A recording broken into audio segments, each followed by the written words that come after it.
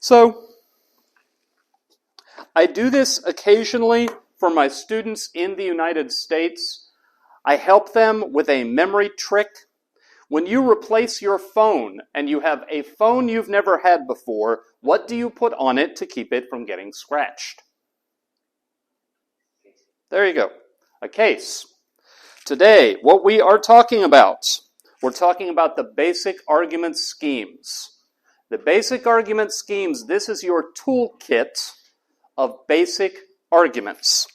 And those arguments are cause-effect, analogy, sign, and example.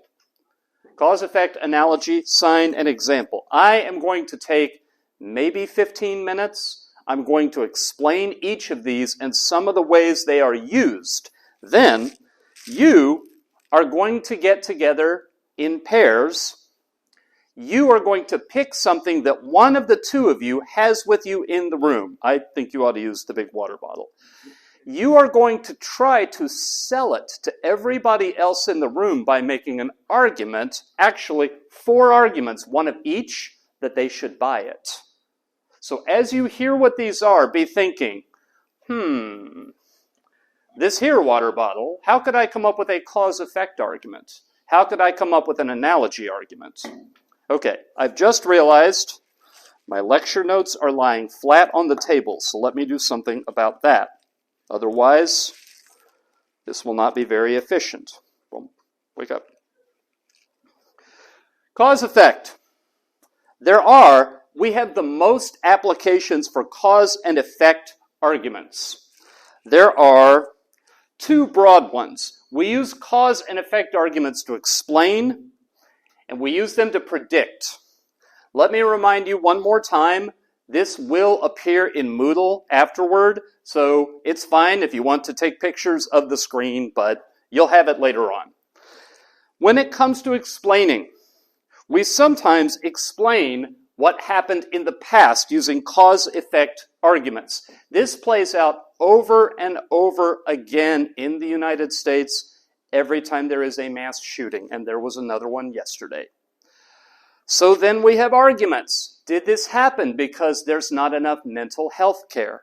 Did it happen because it's so easy to buy a gun? Did it happen because people are so angry at each other over politics and other public issues?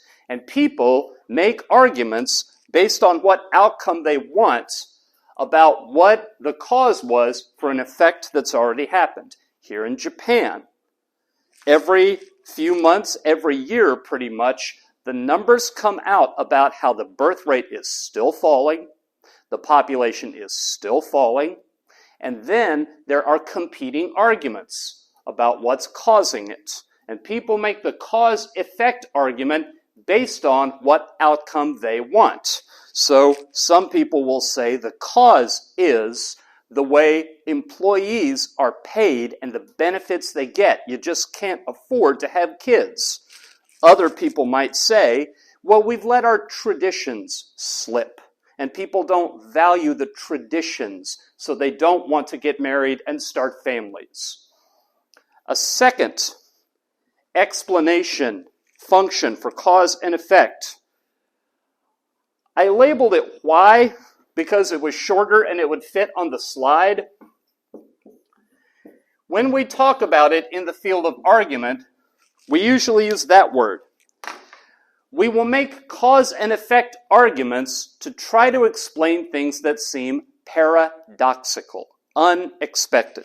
So, for example, cars, automobiles. The widespread availability of automobiles is supposed to make it possible for you to travel where you want to go quicker than on foot. What happens when you have a lot of automobiles in one place? Traffic jam. And some days you think it would be faster to walk.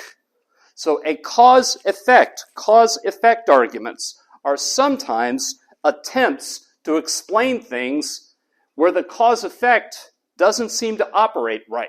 Why is it that so many cars make traffic happen? Well, people see one another slowing down, people react, People are very nervous behind the wheel of a car. If you could design the roads better, traffic should flow, but that's not how human psychology works.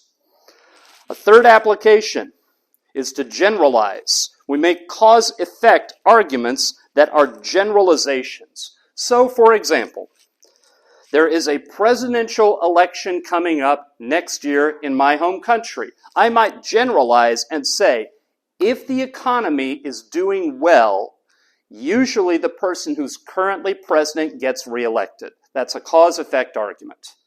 And the economy is doing okay, actually, so maybe Joe Biden will get reelected.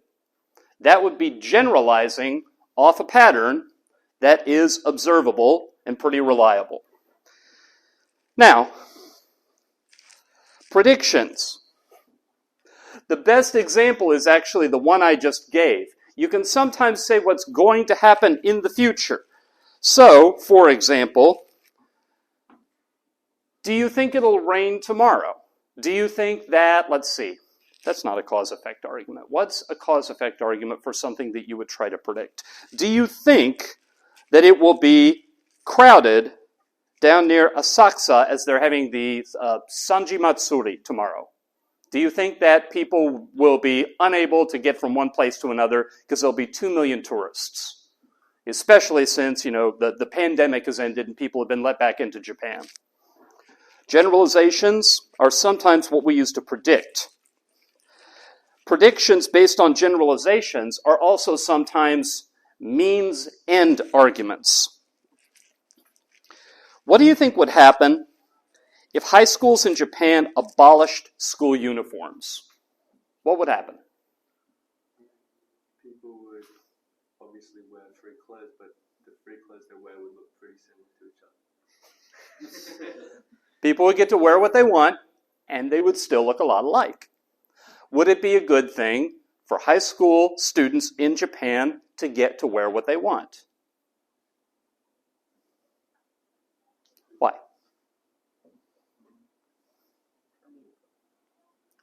Because I used to wear a uniform in high school. Mm-hmm. So it's really, how can I say it? Because if you have a school uniform, you will just wear it all, like the same thing all the time. Right. You don't need to set it up and make another clothes for tomorrow. Right. It's more easier to wear in the morning. Okay. Or there. Okay. Is it respect their opinion? Mm. I think everyone becomes same. Everyone there have own opinion. Mm-hmm. We have to mimic everyone. We have to be same as Right. everyone. I think not good school uniform. So if school uniforms were abolished, then you would respect people's individual differences, and that might be a good thing. So sometimes the cause-effect arguments, we make them in favor of a proposal. What if I said, hey, let's go have class outside today? And I said, when you get rained on, water is good for you. Look what it does to the plants and the grass. Water will make you grow. Now that's a terrible means-end argument, but the point is, the arguments we make a lot of times in support of our proposals are means to an end, cause-effect arguments. If we abolish school uniforms, then we will show respect for students' individual difference. And high school kids, in Japan in general, but everywhere, are under a lot of mental health strain, so letting them express themselves could be a way that they manage their stress. All right. Last one. Example of cause-effect argument is the slippery slope argument. The slippery slope argument. That's an argument that says if you make this change, it will lead to bigger changes that may be more than what you counted on. In 2005, there was a United States Supreme Court decision. Up until 2005, about a little more than half of the states in the USA, they had laws on the books that same-sex couples who were sexually active, that was against the law, and they could be put in jail. 2005, a case reached the United States Supreme Court, and they struck that down. But one of the justices on the court said, who wrote in dissent, who did not agree, he said, if we strike down these laws, the next thing that will happen is same-sex marriage. And the justices writing for the majority, they said, that's not true. This will not result in same-sex marriage. We can distinguish those two. And 12 years later, in 2017, another Supreme Court opinion, and marriage equality became the law of the land. So in that case, back in 2005, the slippery slope argument turned out to be true. So, slippery slope arguments say, if you do this, it will lead to something else that is bigger. The logic of it will continue, and you've got to take that into account. Maybe if you said, abolishing school uniforms means that students can express their individuality. What if teachers and principals said, well then, students will insist on things like interrupting class, they'll be disruptive in a lot of ways, they will come to school dressed in ways that are distracting. This is going to snowball out of control. That might be a slippery slope argument against doing that. All right. So with cause-effect, you can explain or you can predict. That brings us to analogy. For these other three, we don't have nearly as many varieties. There are two varieties of argument by analogy: the literal analogy and the figurative analogy. The literal analogy and the figurative analogy. So let us imagine that next Friday, Karayaga-san shows up and says, is it okay with you, Doyo, if I sit on that side of the room? And I say, well, for the past 7 weeks, Hernandez Aguilar-san has sat on this side of the room. She has set the precedent. It's okay to sit on this side of the room. Yes, you may sit on this side of the room. Now that's an analogy. The analogy in the law, we call that precedent. Precedent arguments are always analogies, and they are very, very literal. A student asks me if they may do something, and I say, another student already asked, and I already said yes. I will be fair. If they get to do it, you get to do it. But then, there are figurative analogies. So if I do this, and someone says, he kept doing that all during class, just like a big plastic meteorite plummeting from space down to the earth. Now that's an analogy. And a meteorite is something out in space, comes down and hits the earth. This is made of plastic, but it is not really a meteorite. But you get the relationship. One not very cheerful example of this, I've had a couple of former students go on to law school, and they go on to be prosecutors. And so in criminal trials, they will give the closing argument to the jury. And they've talked with me a few times, friends of theirs who are also prosecutors, who are trying to persuade the jury to convict a violent criminal. They'll talk about that criminal as being an animal, being a violent, angry, dangerous animal. Now, they're not an animal, they're a human. But the prosecutor wants the jury to find the defendant dangerous. They want the jury to be afraid of the defendant. So they might say, this is no different from a dog with rabies, which is a horrible thing to say about a person. But prosecutors do that kind of a lot. And that would be an argument by a figurative analogy. Now, if they were to say, this person accused of murder is just like Ted Bundy or John Wayne Gacy, I don't know if you recognize those names, but they were murderers. But they were human murderers. That might be a literal analogy. This human accused of murder is like other humans accused of murder. All right. Third category of arguments among the argument schemes is the argument from sign. The argument from sign. Now, sometimes that's an unfamiliar word, even to native English speakers.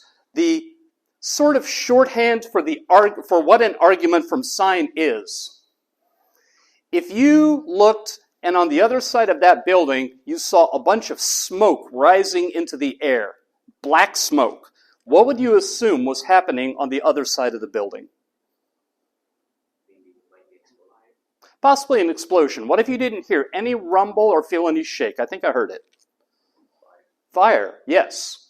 The saying, the English idiom, where there's smoke, there's fire. That is an argument from sign. People make arguments all the time. This thing that I can observe, that is a sign that something is happening. There are 3 varieties of arguments from sign. There is the visible argument from sign. Sometimes I see students in my classes, sometimes in this class, fighting off sleep. And what I conclude from what I can observe is that you work very hard, that you don't have enough time to get any rest, and that sometimes I am boring. And that sometimes it's a gray, rainy day, and those are good days to take a nap. So, those are visible signs. The second kind of sign, far more common in public arguments, is the index. The index. People will say that the economy is doing well because the stock market is going up. That's an argument from sign. People will say that someone is a very talented chief executive officer of a big business and maybe ought to be elected president because their IQ, their intelligence quotient, is very high. That's a sign argument that is an index, something that is measurable. During COVID, whether you had a temperature, whether you had a fever, that was something that we treated as a sign. The third example of a sign argument is what we call, it wouldn't fit on the slide, so I just put regularity, but we call it an institutional regularity. Institutional regularity. Sometimes there are things associated with a culture, things associated with an organization, and when you see or hear them, you know what's happening. To me, it is very, very weird that on this campus, every weekday at 12:30, I hear music. But I hear it, and I know that it's 12:30. I don't hear that anywhere else on earth. But that's an institutional regularity. If you live anywhere near a college campus, and you're driving near the campus one day, and you see a bunch of people in black robes with caps on their head, you might think, oh, I forgot what time of year it is they're graduating. Now, if you were out in the middle of nowhere and there are people in black robes, you might think, what are they doing? Is that a cult? But if you know that it's a college, you know what that sign means. All right. Final category in the argument schemes, and then it will be time for you to sell us something, is the example. We can divide that into 2 categories: generalization and illustration. Now, generalization, you are claiming that your example proves or supports something about the larger group. Illustration, you're just making clear what your claim is. So, there are 2 kinds of generalization. There is a statistical generalization. A statistical generalization. If I stood by the entrance to the campus and I had a 30-second conversation with every student who would stop and talk with me, and every single one of them said that they were worried about their mental health, and I stood there until I had talked to 50 students, and they all said the same thing. Now, there are more than 50 students at this university, but that's a decent sample size. And if I talk to that big a sample, and we're about to get flooded if I don't close that. If I talk to a decent sample, and all or nearly all of them are saying that, I can generalize, maybe not everybody at this university, but a lot. That would be statistical generalization. Now, on the other hand, there is anecdotal generalization. Anecdotal generalization. So let me think. How shall I anecdotally generalize? Shimizu-san, I have decided, is the most typical TIU student. Everyone is just like Shimizu-san. What is your favorite flavor of ice cream? I don't need ice cream. There we go. TIU students hate ice cream. How do I know? The typical TIU student doesn't eat ice cream. That would be, now, is this one student a good statistical sample? One student out of the however many thousand are here? No. No statistical validity. But maybe all I want to do is I want to say the typical student has this reaction. It is reasonable to infer that others do as well. We talked all the way back at the beginning of the class about informal logic is not valid or invalid, true or false. Arguments are sometimes stronger and sometimes weaker. Finally, there is the illustration.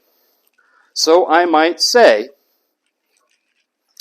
students at TIU pay a lot of attention to attendance. For example, I had a student named Bob, I think I've had 2 or 3 of you actually, consult with me about the attendance records, and they said, the attendance roll is showing I was absent, but I wasn't. Could you fix it, please? Back when I didn't know how the attendance worked. So, the examples aren't always necessarily proof. Sometimes they're just meant to take a claim and make it easier to understand. All right.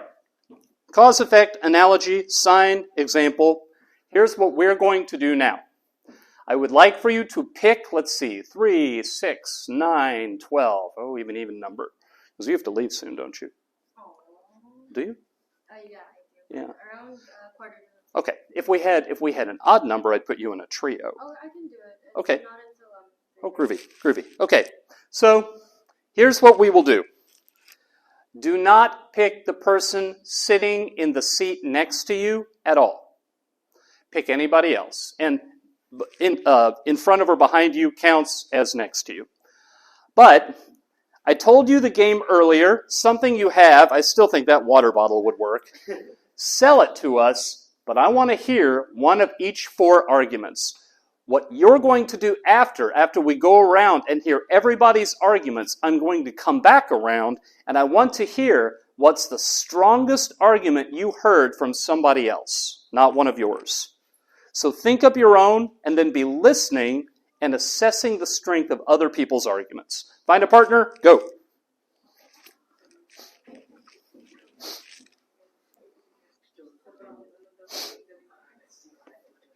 Let's see. Boom, boom, boom.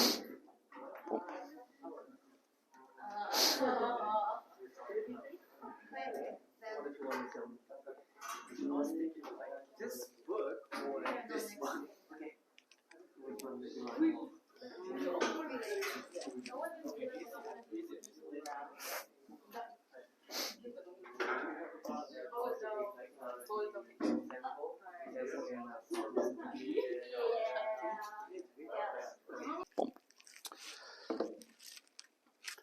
When you harvest wheat in the field and you tie it up in a little bundle like that, does anyone know the English word for that? It's very obscure.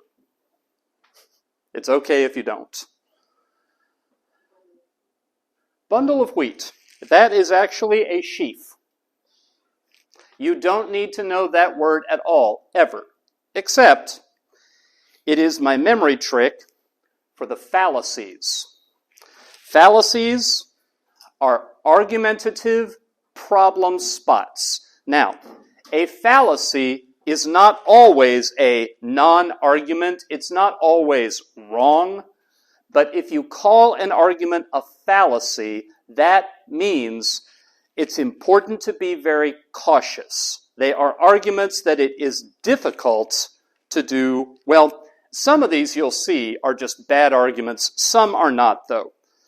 So there is the straw figuring fallacy. Straw figuring refers to someone makes a serious argument, and you, in trying to prove them wrong, you refer to a weaker version of the argument they made. Would someone tell me what's the number one reason you chose Tokyo International University, and I will straw figure it? What's the number one reason you chose this university? Because it's international. What else? Okay, because it's international. Oh, man. So in Tokyo, a major world city, you couldn't find people from other countries to get together with, so you slapped down tuition to find a bunch of people to party with because you needed that much help. That's what you chose this university for? When I came into this university, Uh-huh. during COVID, so there wasn't a lot of people. See, what you're doing, okay, the proper thing to do when someone straw figures, you know they've straw figured when what you immediately want to say is, that's not what I said. I did not say I was just getting people together to party. Actually, I've worked very hard at my education. I wanted a college where there are students, and serious students, from a lot of countries. Straw figuring is making a weaker version of the argument that was made and defeating the weaker version. Very often, it consists of making fun of the argument that was made. So, watch out for straw figuring. And don't be guilty of it yourself. You are better than that. Second, hasty generalization. Hasty generalization. Do you know, this morning on the train, I saw 3 people who had purple shirts. People in Tokyo usually wear purple shirts. I saw 3 of them. How many millions of people are there in Tokyo? If I saw a color shirt on 3 people, is that a big enough sample to say anything generally about people in Tokyo? The hasty generalization fallacy is about making broad claims from 1 or 2 examples. Broad claims about millions of people from meeting 1 or 2. Broad claims about what happens in a situation from it happening once or twice. If I came to this class for the first time and you all seemed really, angry and cold and unfriendly, well, it's the first class meeting. Give it time. If you come 10 weeks in a row and it's like that, maybe. But if you stay open-minded and you keep coming to your classes, they'll change from week to week. Hasty generalization, too much generalizing from too few examples. Third, this, I think, may be the hardest one to explain, although in some sense it's my favorite. Equivocation, the fallacy is, as the argument is being made, you change the meaning of a word halfway through the argument. And because I'm doing this in English, and there are a lot of folks where English in here for whom English is not your first language, here's the best example I can give you. I hope this is going to work. In Japan, I would assume it's a bad thing to take books and ban them, to say nobody's allowed to read this book. Because if you're grown-ups, if you're adults, you should be able to read any book you want, right? So, you have a right to read any book you want because you're adults.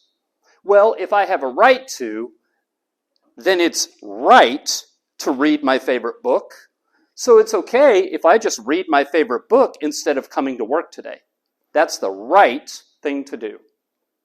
Now, did you notice where halfway through that argument, right changed meaning? At first I said, I have a right to. You shouldn't make it against the law. And then I said, that means it's right for me to do it. So I get to do it, and I get to not do other things I don't want to do. That's an example of the fallacy of equivocation. I wish I had an example of someone making that kind of argument in Japanese. of a word that had two different meanings. And do you have one? Oh, okay, I thought you were. Oh, that's cool. But I have one. So this is my favorite fallacy because I have a list of very entertainingly bad arguments where the word changes meaning halfway through. Let me give you just a couple of them. Nobody is perfect. I am nobody. Therefore, I am perfect. Nothing is better than sex. A gumball is better than nothing. Therefore, a gumball is better than sex. And one of my favorite ones. Let's see. I have to do this to an imaginary student, otherwise it'll be creepy.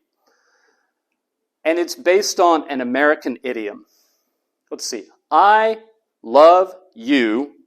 Because I love you, you are all the world to me. Because I love you, I by definition am a lover. And we all know all the world loves a lover. Therefore, you love me. That was equivocation. Lots of words changed meaning halfway through. So one fallacy you have to watch out for. Words changing meaning. Two more. Ad hominem. Ad hominem. That one, if I call it Latin, it's going to be Greek. It's not English. It means to the person, and it means attacking the person instead of attacking the argument. So let's see. Who in here likes cats better than dogs? There we go. Okay. Hernandez Aguilar-san prefers cats to dogs, and she's wrong because dogs are better. So, Hernandez Aguilar-san, how many fingers am I holding up? Wrong. There are 3. Are you going to listen to the word of a lousy cat lover? That's an ad hominem. She's right. There are 2. But I can insult her and say, don't believe her because she likes cats better than dogs. Whatever real insult you would direct at someone, attacking them instead of attacking what they said. Their explanation, their evidence, you attack them. So it's Yeah. technically damaging their credibility. I mean, it's damaging their credibility, but not in a way that's appropriate. So if you were to say, I think it's safe to build a nuclear power plant right here in the middle of campus, and I said, are you a nuclear engineer? And you said, no, I just have strong opinions about nuclear power. I would say, I don't find you very credible. But if you said, I think this is the right class for my education and what I want to do in my career, or if Hernandez Aguilar-san said it, and I said, well, you're a lousy cat lover. Nothing you say means anything. That's an ad hominem.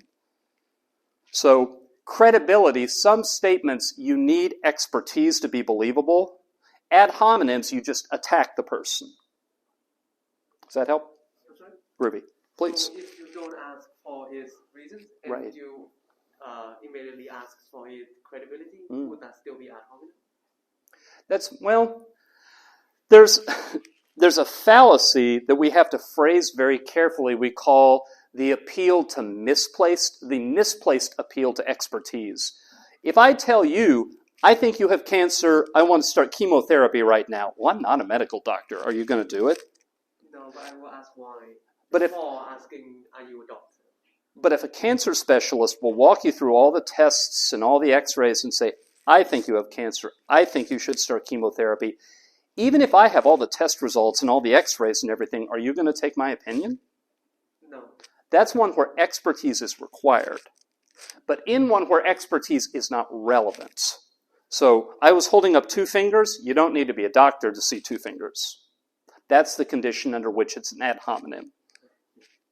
Sure. Yeah.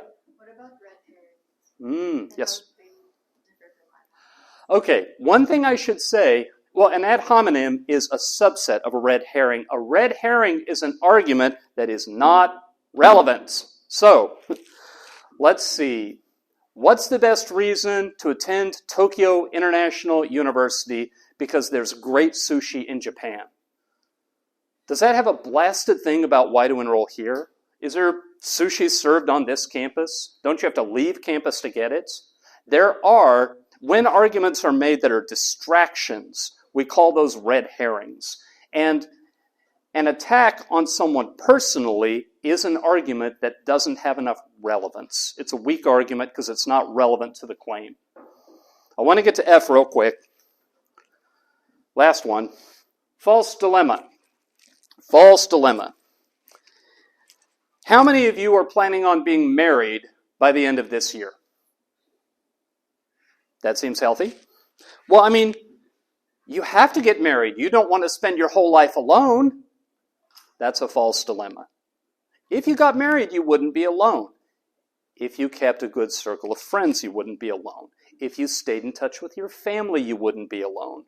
So, should we hire more police officers and raise the penalties for committing crimes? Maybe. But if you say no, well, you can't just let criminals run the streets.